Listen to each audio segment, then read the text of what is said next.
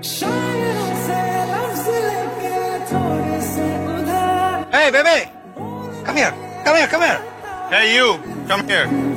ওদের কারো নাম তো বেবি না, তো তুমি ওদেরকে বেবি বলে সম্বোধন করলে কেন? স্যার, অ্যাকচুয়ালি স্যার আমরা তো ওদের নাম জানি না স্যার, সেই জন্য স্যার বেবি বলেছি sir. This is an university, এখানে তুমি যা ইচ্ছা তাই করতে পারো না। তোমরা এখানে সবাই ক্লাসমেট, তোমাদের সম্পর্ক হওয়া উচিত friendship, only friendship. Because friendship এমন একটা সম্পর্ক যেটা খুব সুইট, স্ট্রং, এটা যে কোনো কারোর সাথে হতে পারে। এই ফ্রেন্ডশিপটা কোনো এইজ মানে না, কোনো সম্পর্ক মানে না, যার কারোর সাথেই হতে পারে, তাই না? Hi friend. What is this? হ্যাঁ, আমি তো শুনেছি একটু আগে আপনি আমার ফ্রেন্ডদেরকে কি বলছিলেন, দুটি মানুষের মধ্যে বন্ধুত্ব হতে হলে এইজ ম্যাটার করে না, সম্পর্কে ম্যাটার করে না, ম্যাটার করে শুধু মন। ইম্পসিবল। Excuse me.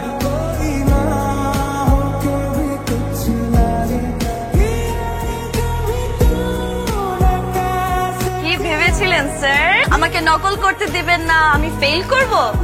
দেখলেন কিভাবে আমি পাশ করে গেলাম। পারলেন না তো স্যার, পারলেন।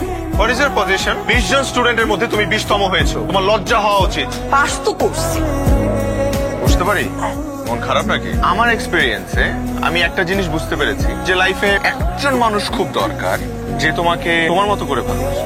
ধরো তোমার ছোট মোটো বিষয়গুলোকে খুব যত্ন নেবে।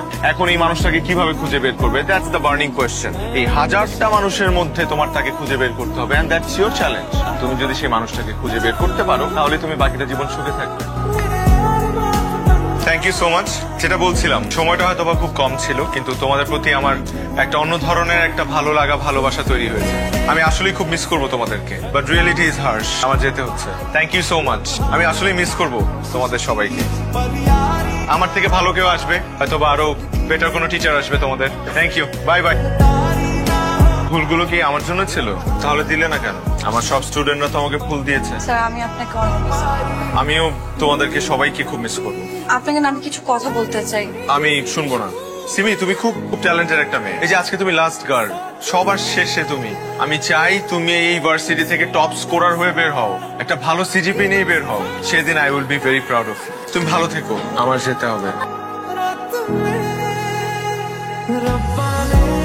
এখনো মন খারাপ করে বসে আছিস? স্যার কি বলেছিল তোর মনে আছে? স্যার বলেছিল ক্লাসে তোকে ফার্স্ট হয়ে দেখিয়ে দিতে। তুই সেটাই কর, তুই স্যারকে ফার্স্ট হয়ে দেখিয়ে দে।